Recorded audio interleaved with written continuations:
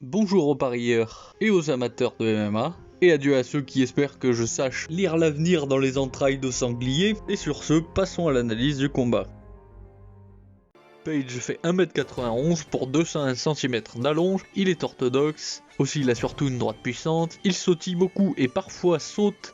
Il ne s'ancre que rarement au sol. Son style de déplacement, il fait beaucoup penser au taekwondo, un peu aussi au karaté, non seulement parce qu'il charge puis recule fréquemment, mais aussi à cause de sa garde main basse. Ainsi, un combattant explosif qui arriverait à lancer son attaque au moment où Page est en train de charger vers l'avant arrivera à le mettre KO, comme Douglas Lima a pu le faire. D'ailleurs, depuis cette défaite, Page est tout de même plus prudent, et comme il sait qu'Holland a ce qu'il faut pour le mettre KO, il ne devrait pas trop prendre de risques, et avoir pour stratégie d'essayer d'aller à la décision plutôt que de chercher à mettre KO Holland, ce qui sera aidé par le fait que c'est un combat en 3 rounds.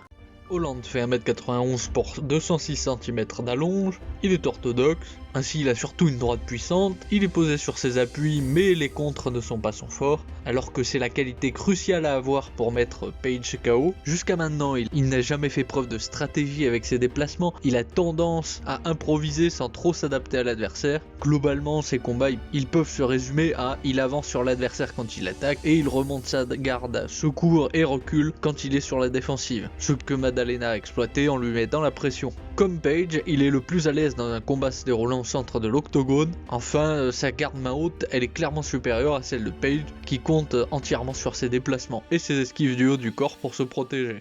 Les éléments qui ne rassurent pas quand on parie sur Page là dans ce combat, c'est que pour une fois, il est contre un adversaire qui a une allonge plus grande que la sienne, et vu qu'il est surtout bon pour garder son adversaire au bout de son allonge sans se faire toucher, ça va être quand même une difficulté pour Page. Du côté d'Holland, le problème qu'il va avoir, c'est qu'il a du mal à attaquer et à défendre en même temps, parce qu'il a surtout tendance à soit attaquer soit défendre, et franchement, à moins que Holland ait énormément travaillé ses contres pour Page, ce dernier devrait réussir à rentrer dans la zone où Holland peut le toucher et à ressortir sans prendre trop de dégâts, et ainsi à marquer des points tout le long des rounds pour finalement l'emporter par décision. Côté Paris, 1,67 Holland et 2,05 Page, j'aurais tout simplement inversé les cotes. Et ce sera tout.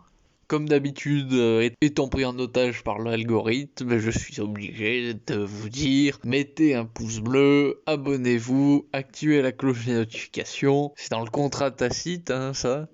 Mais par contre, je serai bien content de connaître votre avis sur ce combat. Et je vous dis à la prochaine.